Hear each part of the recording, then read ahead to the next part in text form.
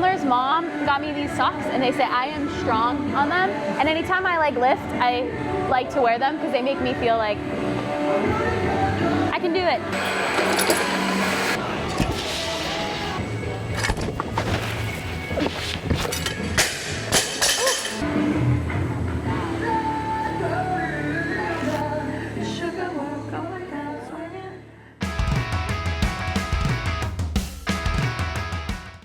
Get up around like 7-ish.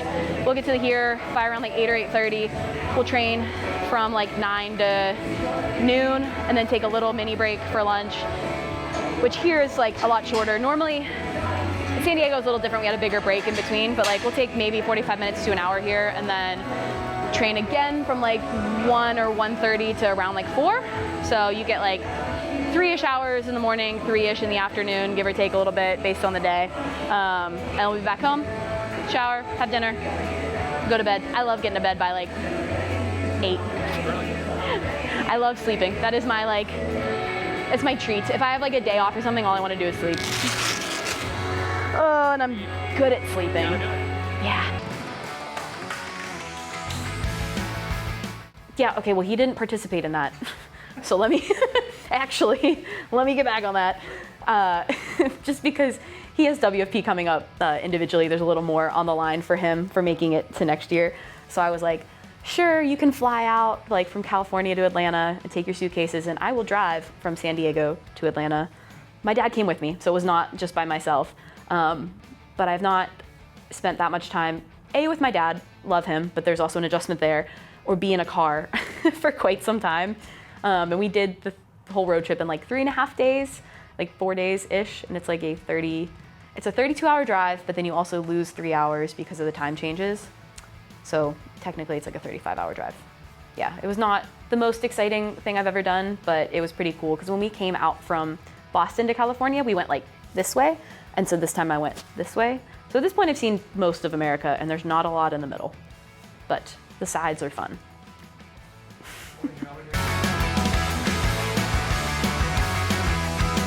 Actually not bad. I think because I drove, I like had, each day was like a new time zone, so I was like, not that bad. Which there's the positive for driving 32 hours. Oh my God, okay, so directly next door, there's an antique, it is so cool. Like, you should go into there. You have to go in there. I'm not normally like an antique person, I don't, whatever, like I like thrift shopping and stuff like that, but like, whatever with antiques. But they have like, each section is like a different person's things that they brought in, so they curate their own displays. And so like some people have like a ton of like comic books, there's a ton of like records and vinyls, there's like really cool like dresses and stuff from like the 60s and 50s, like Super Bowl and like college rings and stuff like that. So like it's really, really cool. I was there for like an hour and a half yesterday. So that took up a lot of time. But other than that, there's I mean, you already know this from Mississippi, there's really good food here. We had some like fried chicken the first night we got here, and I was like, oh, that's an appropriate amount of butter. By appropriate, I mean a lot. It's a team of 4, which that like, I grew up playing team sports, and so that kind of like has my heart doing team stuff. I went to the games twice on a team, and I think I've like dabbled in the idea of like, do I want to go individually? Do I want to do like whatever? And I think there's so much more that I get for me out of being on a team, because I will work so much harder for other people than I will for myself. If I'm doing a workout and I'm like, man, this hurts, and it's just for me, I'm like, okay, well, I'm gonna take a break. But if I know, I'm like, okay, I have to go really hard here because like my partner needs a break because I can see that they're dying too. I'm like, I have to like work even harder. So team stuff for me is super fun and super fulfilling. So doing a team of 4 for WFP, which is a new thing. Last time there really wasn't a lot of people doing that. They didn't really like put a spotlight on it at all. But I think it'd be cool. I wasn't able to compete in the way that I wanted to this year because I had a shoulder injury from like February to mid-April, which kind of prevented most of the use of my right arm, but we're all good now. Ow, so good, so good. All good now. So I kind of, you know, the way our season works, if you miss like kind of the beginning half, you sort of lose a lot of the second half. So I'm very fortunate that I was able to jump into this. So we have that coming up in like 2.5 weeks with 2 people from out in like California and then a girl that goes here. So it'll be fun. It is pretty intense. Like, it kind of, people always say too, like, their time now reminds me of like the peak of CrossFit, because I feel like everybody wants to do it, everyone wants to sign up, and like, it's cool to go to the events because there's so many people there. It's sometimes like a 3-day weekend now, and there's just like a ton of stuff happening. But yeah, it's very cool. So I think, like, as I mentioned, when I was hurt at the beginning of the year, I'm getting comfortable, sorry. I ended up doing a lot of like Hyrox-y things because we were working with Puma, and they are involved in that space a lot. And because I couldn't use my arm, there's not a lot of arm needed for that. It's mostly running, and then like wall balls at the end a little bit, but even that you can mostly use your legs. So I did that for most of the year, which got me like really good at running, which was super cool because that was something I was never good at before. I don't want to say never good at, but it was something that I was scared of before, and I think I've been able to lean into that a lot more. But probably still do one of those every once in a while. They're very fun, but I want to get back into more functional fitnessing for the rest of the year, and then hopefully get through another season next year.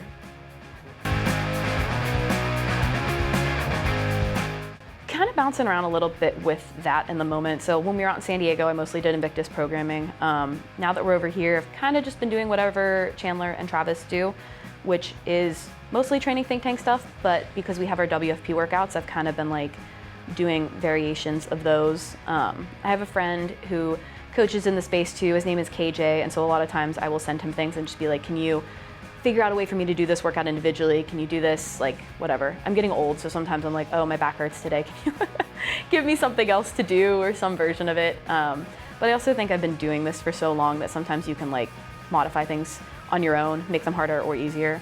But yeah, mostly bouncing around with training now. So once WFP is over, I want to like start actually following a track, because I think that is the best way to maintain fitness.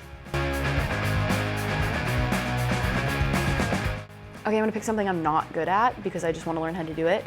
I actually don't know any of the rules and I don't know much about it, but netball, I don't know. I'm just gonna pick that as my thing. I actually don't really even know what the setup is like for that, but I've heard people talking about it recently, so I would like to be good at that. And I feel like it's one of those kind of niche sports that you could be good at it and like go to the Olympics or something, maybe, versus like, I feel like if you want to do, I don't know, Olympic weightlifting or even like ping pong or something, I'm like, I couldn't get that good, but maybe there's a chance for me at netball. I gotten my butt handed to me by like 85-year-old women that like, I'm like, okay, like we'll be like evenly matched because I'm pretty new. No, destroyed me, absolutely destroyed me, and laughed at me. And I was like, okay, no worries. So we've had a few different variations of this through the last 3 years that I've done this professionally, I guess, as an athlete. So the first year, I wasn't totally planning on doing this full time. When we moved to California, I was planning on doing my PT work kind of part-time, but just didn't find the right job that lined up for me, or just really made it worth it. And so I ended up kind of leaning into doing this more full-time. I was very fortunate to like get sponsors to work with and things like that. And so I ended up doing it full-time. He had been doing this full-time, so I kind of was just like, whatever he does, I'm gonna do, because that's apparently what you're supposed to do. And oh my God, did I struggle, because he had been doing this for so long and he knew how to like train for 6 hours a day. I was wiped, and it was hard because then I would get tired and cranky, and he wasn't tired and cranky, and then I'm like, why are you okay and why am I not okay? And you also have to like deal with sleeping, because if one of you sleeps well and the other one doesn't, you're sharing a bed, you both suffer. So we had a lot of adjustments with trying to figure out like, how are we gonna do this? How does this make sense? And the first year I was on a team, he was still doing individual stuff. Then the second year, we ended up being on a team together, which was not the plan at the start of the season, but it just ended up working out like that. And we had a lot of adjustments with that, because not only are we spending time together in the gym, we're also like trying to work together like full time different. And so I always remember Sam and Jen Dancer telling us, because they had done team together multiple times, they were like, if you guys can make it through a season of being on a team together, your marriage will survive anything. And I was like, that is a little morbid, but okay. And obviously we made it through, and I think we are a lot better because of that. We learned a lot about each other, about communication styles, about like how hard each one of us is working all the time for each other and for what we're doing. So there was a lot of appreciation for that. And I think I don't want to say we found the perfect balance. We are still working through a lot of stuff, but we've done a pretty good job of like communicating now because of all that. Yeah, since I've been doing it for 12, 13 years, whatever, it definitely shifts a lot through the times. When I first started doing fitness, I don't want to say it was more fun, but there was less pressure. And so like every time I got a chance to work out, it was more of like a gift. And I was like, oh, this is like, I only have an hour to work out. I'm going to use this as much as I can. Versus now, like doing it full time, which I absolutely love, it definitely takes a different shift of like, this is now work for me. This is kind of a job. And so sometimes at least I felt this in the last 2 years, and I'll explain, but I've kind of shifted now, but I used to feel like, I think I would take the gym for granted. Like I'd be like, I don't want to do this thing today because I'm sore, I'm tired, whatever. And I think I started shifting back into remembering that like, if I had told myself 10 years ago, hey, you're like working out full time, you get to work out for 6 hours a day or something, I'd be like, girl, what? That is so cool. And so I think I start remembering how much of a privilege it is to be able to do that, because I know it's not going to last forever. I see a lot of my friends now like going back to jobs, having babies and things like that, which I'm excited to do in the future, but I know like I won't be able to like look this way, feel this way. Just won't have as much time to do all the things like I get to do right now, or especially like doing it with my husband too. We get to spend so much time together during the day, which at first like it's an adjustment, but I think now we're both like realizing how grateful we are for that time, because we see our friends, like I said, having kids and things like that where they don't get to spend that much time together as they used to. So I'm like, this is really cool. So I've shifted back into a mindset where I'm like, this is a privilege to be here. I try to take all the hours I have to work out like as a little treat. And I think I've also gone through a bigger injury this year than I've had before. And so being able to move my body and feel well is like also a big privilege. And I think sometimes you forget that unless something happens and then you're like, oh, like this is really cool. I actually am like super grateful for this. So sometimes it takes the lows to appreciate the highs, but we get there. I would say for younger girls and guys too, because I think everybody in some capacity has a sense of body dysmorphia, especially in today's day and age. And I think you can get caught up in like looking a certain way and feeling like you have to portray yourself a certain way. But I think finding a sport or something that you genuinely love to do, and then also being able to find like the number side of it. Like I want to run a mile in under 6 minutes. I want to be able to back squat 300 pounds, or if you want to drive a golf ball 300 yards or something. I think having those numbers instead of anything that has to do with how you look is like the best thing that you can do for your mental health. But also not getting so stuck to those that you feel like you have to do that, but it's like that goal driving you towards that instead of like, I need to have 6-pack abs or something like that. I don't think that is the healthiest version that you can be. And some people can do it a little more easily, but if I had to say one thing, it would be just focusing on goal-oriented numbers in the gym.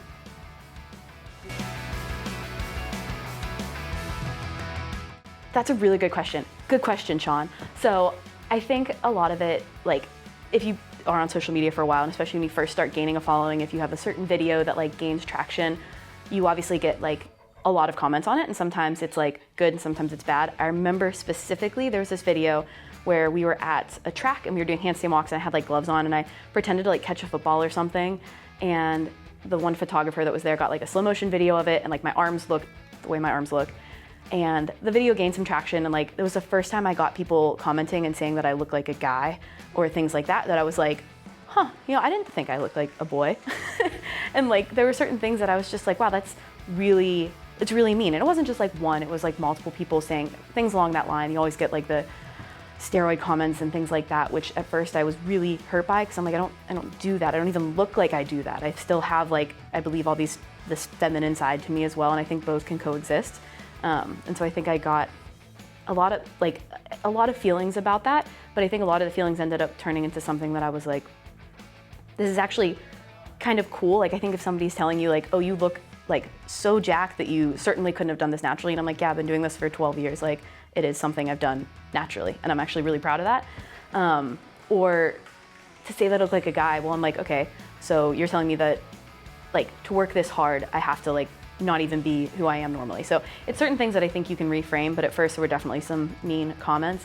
And one that I got before that still really bothers me was somebody telling me that I am not as nice as I seem to be, or like there's no way you can be this nice like as you portray to be online. And I was like, I actually overshare everything about myself online, so everything you see there is mostly what you're gonna get. So I'd like to meet that person and give them a hug because I think they needed it that day. But yeah. Oh my God. You know what's funny? I was like, I feel like Sean would probably ask me this question. Okay, I'm actually prepared. So number 3 would be Demon Slayer. Do you watch anime at all? I read. Okay. Oh, you're a manga person. Yes, there's another guy here that is way into manga and stuff too. Actually, a lot of anime people here, which is positive. Okay, so number 3 would be Demon Slayer. Number 2, it's got to be Hunter x Hunter. Love that show. And then my number 1 show ever is My Hero Academia, which is kind of wrapping up in September. So next month, one of the final season comes out, and I'm very excited. But yeah, I probably could go through like a list of 10. And I will say my most controversial opinion on this is that I like Attack on Titan, but I do not think it is the best anime. I know a ton of people put it at like their number 1, and I'm just like, it's good, but I don't think it's great.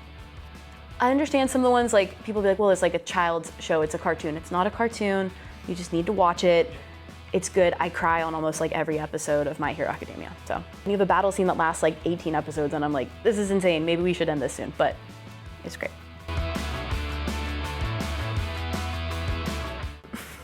Okay, we're gonna go with the crazy one first. Have you seen the new show on Netflix called K-Pop Demon Hunters? No. Okay. There's a movie on there, it's called K-Pop Demon Hunters. It is literally a K-pop band that fights off demons. That is the best way I can put it. It kind of follows like the anime track, I suppose. I'd never listened to K-pop before, but the band on there and the girls that sing, and there's like a guy band too, it's a whole thing, but is so good. And so that album and soundtrack has been in my rotation way too frequently. So that's this big pivot to the other ones. So my number 1 band that I listen to all the time, pretty much every day, is A Day to Remember. I've loved them for 10 years, I think. I don't know. I've seen them in concert a lot. So Day to Remember. There's a new band called Belmont that I really, really like, and they are, do you know them? Okay, cool. So I would kind of describe them as like a garage band emo, like a little grungier, not as like thrashy. They're really good. Who am I listening to right now? Probably The Devil Wears Prada is also a go-to that I listen to consistently. And then Falling in Reverse, because their lead singer has an incredible voice. So those would be my 5. When I was younger, I played the trumpet and played piano, and then I continued to play piano until I went to college, and I've since stopped playing because I don't really have much access to a piano. But I tell Chandler once we get a house, I want to get a piano so I can keep doing that. I feel like I have to say Australia for all the frog grips people. You know, I don't like this question, both. I actually probably would pick Australia, but Chandler and I visited Japan a month ago, and I think visiting Japan is incredible. I don't think I could assimilate super well to the culture there because it is more covered up in clothing. Fitness isn't as high of a level as what I'm like used to. Like, you don't see gyms everywhere. We had to find a hotel that had a gym because we wanted to work out, and like that was really hard to come by. And so I just think with our job and setup, and also I don't speak Japanese, it would be tough to move there. Whereas in Australia, everyone speaks a very fun accented English, or non-accented for the Australians, but food's really good, weather's amazing. So I'd probably pick Australia to live, but I would be more able to visit Japan there, which is best of both worlds. I actually just got this one in Japan. So most of my tattoos have absolutely no meaning at all, but these ones on my shoulders are all the continents that we visited, and I've gotten the tattoo in like the continents that we've been to, and I get the flower, the country's flower, whatever that flower is. So like I had so this is the lotus, which is from Egypt, which is my Africa. This is the cherry blossom, which is Japan. That was my Asia one. This one, I never remember the name of it. It's something in Portuguese, but it's like a Anyo Lilith or something, but that one's for Brazil, so South America. This is the golden wattle, which is the flower of Australia. Yeah, he's a kind of cute little guy. And then this one is a carnation, and that's a flower of Spain, which is my Europe one. It's a cool spot, like back there. Yeah, I always tell, like, I feel like a lot of tattoo artists like want to do like straight or whatever, but I was like, I wanted to like go with my like shoulder cap, because I'm like, I don't want to make my shoulders look smaller. I would like to make them look bigger. Please, whatever we can do to make that happen would be great. So I've had the same pair of these fiber grips since I started working with frog grips like 3 years ago. This is a new pair now. Wait, actually, let me go bring my old pair out because I still have them. They're still together.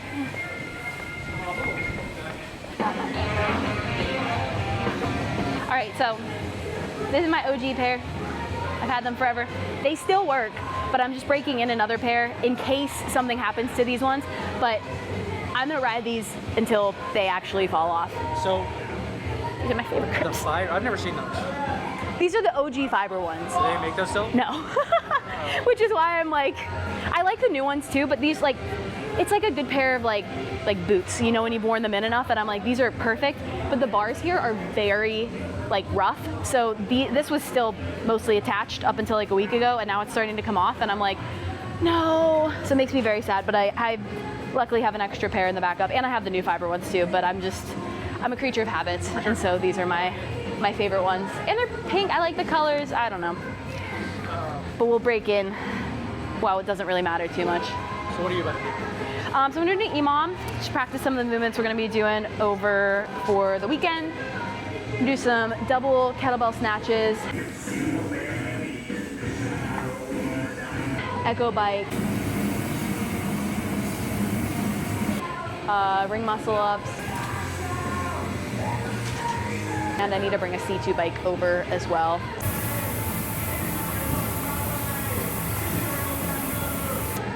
So just a little bit of cardio movement, and then tomorrow we'll hit some of the workouts like pretty hard. 2 in the morning, 1 in the afternoon, and then we'll do a little bit more on Saturday. It's normally a 3-day run through, and they have 2 workouts every day, but Kira is off today, and then works tomorrow, and then we have some more time Saturday. But 3 on Friday, 2 on Saturday, it's basically the same. It'll just hurt a little bit more, whatever.